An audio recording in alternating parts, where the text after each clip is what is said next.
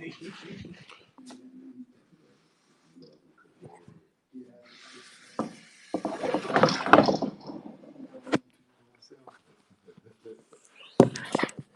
so I'll just do something light for a few moments, inshallah.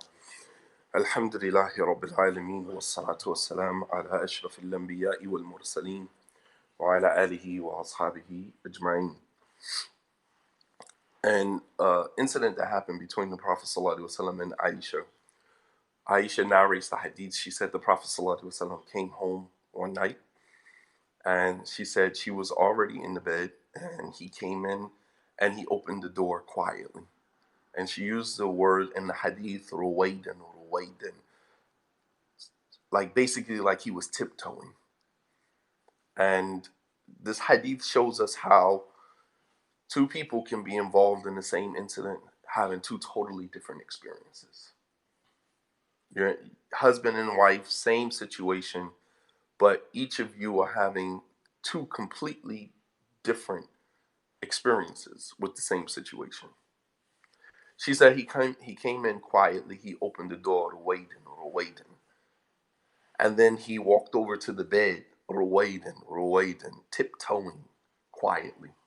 He took off his sandals, ruwaydan, very quietly.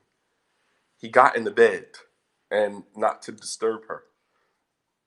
She said he laid in the bed for a few moments, and then he got back up.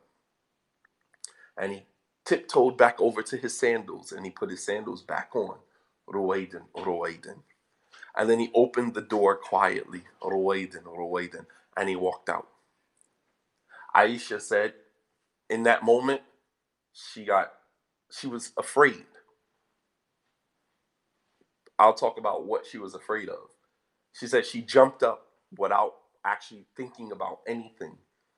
And it shows you how sometimes women, they react or respond to things without even, some women are just not good on their feet. It takes them a while to process things. So she jumped up and she put on her waist skirt and she did not put on a hijab. And she ran out the door behind the Prophet ﷺ. So as he's walking, she says he's walking towards the graveyard, the Baqiyah. And she says she's hiding behind the bushes, following behind him as he's walking. So as he's walking, she's on the other side where the bushes are, where he can't see her, and she's literally following him. All right? A fit of jealousy, rage, fear. You can think of all of the emotions that she's experiencing at that moment. Fear, jealousy. And as a result of that, she walks outside without a hijab on. And so the Prophet ﷺ gets to the graveyard and he stands there for a moment and then he raises his hand almost as if he's making dua. So Aisha's watching him. She said then he turned around and he started walking back to the house. So Ayesha said she hurried and started running back to the house. She said he glanced over at her shadow. She didn't know if he saw her or not. So she hurried quickly to the house. She got to the house before he did. When she got to the house, she jumped in the bed and pulled the covers over her. The Prophet ﷺ walked in the room. He took off his sandals and then he laid in the bed next to her. And he turned to Ayesha and he said, Ayesha, Malaki, what is with you? She said, nothing. He said, what is wrong with you? I see the covers going up and down, meaning you're breathing hard. So I can see, you weren't asleep. He was aware. This is a husband who's aware of his surroundings, right? As men, we should, when we walk into our home, we should be able to check the temperature of the home, not the physical temperature. We should be able to read emotion. We should be able to read signs. When Prophet Ibrahim alayhi salam, when he went to go visit Ismail, right, the hadith of Ibn Abbas, he went to go visit Ismail and he asked his wife, where's your husband? How are you guys' living condition? And she said, he's not here. He went out to get our livelihood, but we're living horribly. We don't have this, we don't have this, we don't have this. And Ibrahim said, well, when your husband comes home, give him the greeting of salam and tell him to change his threshold.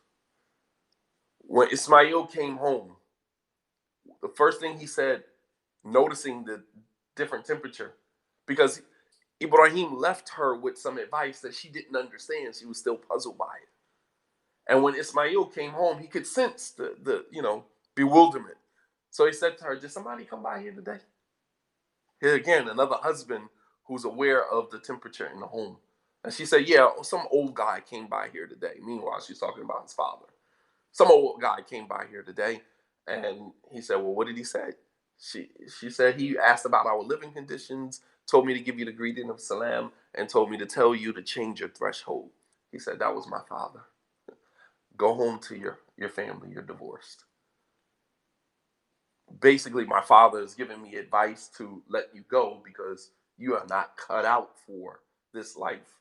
If you are complaining now, and he wasn't even a prophet yet, if you are complaining now about the difficulties we are experiencing, which are the normal difficulties of life, as we talked about last night, sometimes we have it, sometimes we don't have it, right? It's not necessarily about what we have and what we don't have, because we're all going to struggle. It's all about who you're willing to struggle with. We're all going to struggle. Everybody is going to not have it sometimes. Even wealthy people go through times of difficulty. You think because people have money, they don't experience problems or difficulties in their lives. Their money comes in and goes out just like everybody else's.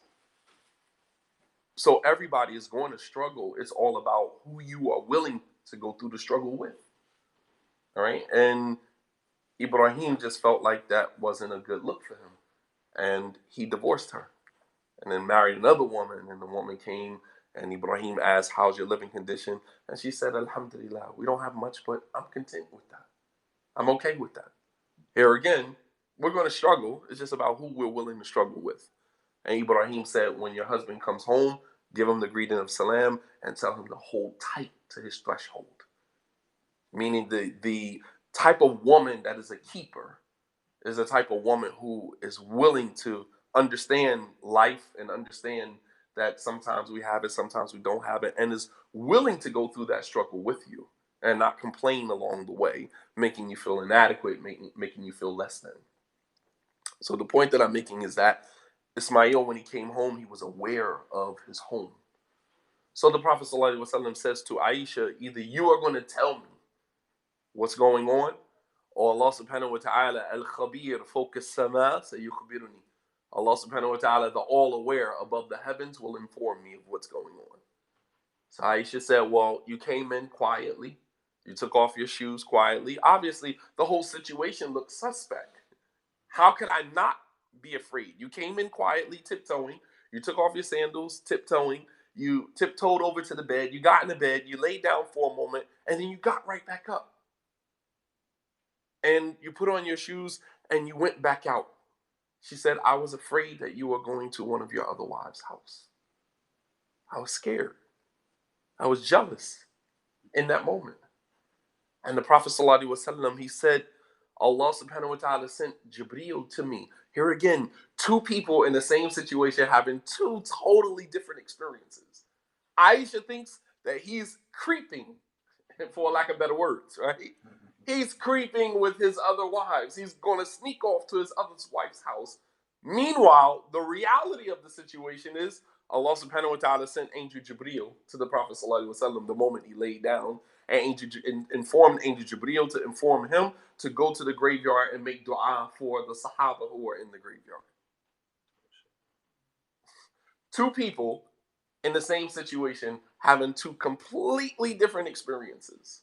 SubhanAllah. So he goes out, tiptoeing out, because he didn't want to disturb his wife. She's thinking you're sneaking out because you're going to see one of your other wives. He goes to the graveyard, raises his hand like for a more serious matter, right? And he's raising his hands. He makes dua for the people that are in the graveyard, and then comes back to the home on a commandment from Allah subhanahu wa ta'ala. Something that is happening from an unseen world, unseen dimension that Aisha knows nothing about, but yet she's, so emotional in that moment that she believes that her fears is that he's going to one of his other. And that wasn't the first time. One time the Prophet, here again, another example of two people in the same situation having two totally different experiences. The Prophet ﷺ, one night he got up, as it was his practice to get up at night and pray Qiyamul Layl, pray the night prayer, right? So he gets up, he goes to make wudu, and he's praying at the, in the room. Obviously, during that time, they had candles. So once you blow the candle out, the room is completely dark. So he gets up and he goes to make wudu and he's praying Qiyamul Layl in the room. He's having one experience. Ayesha gets up, feels the bed, feels him gone. He's not there. So she starts searching around the room, trying to find out where he is. And he's in sujood.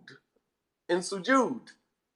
And Ayesha reaches over and feels his body, but then she reaches over to feel his hair. Why is she feeling his hair?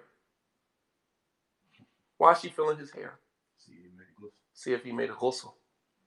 Because if his hair is wet, that means that he crept off with one of his other wives, made a ghusl, and came back. She felt his hair. And then when the Prophet ﷺ finished the salah, Assalamu alaikum wa rahmatullah, Assalamu alaikum wa rahmatullah, he asked Ayesha, Maliki, what's wrong with you? Why are you feeling it? She said, oh, nothing. Nothing. So going back to the first hadith, where Ayesha said that I thought that you were going to the house of one of your other wives. And the Prophet ﷺ explained to her, he said, no, Jibreel came to me and told me to go to the graveyard and make dua for the people that are in the graveyard, the Sahaba, my companions that are in the graveyard, Ahlul Baqiyah. And then he turned to Ayesha and he said, do you think that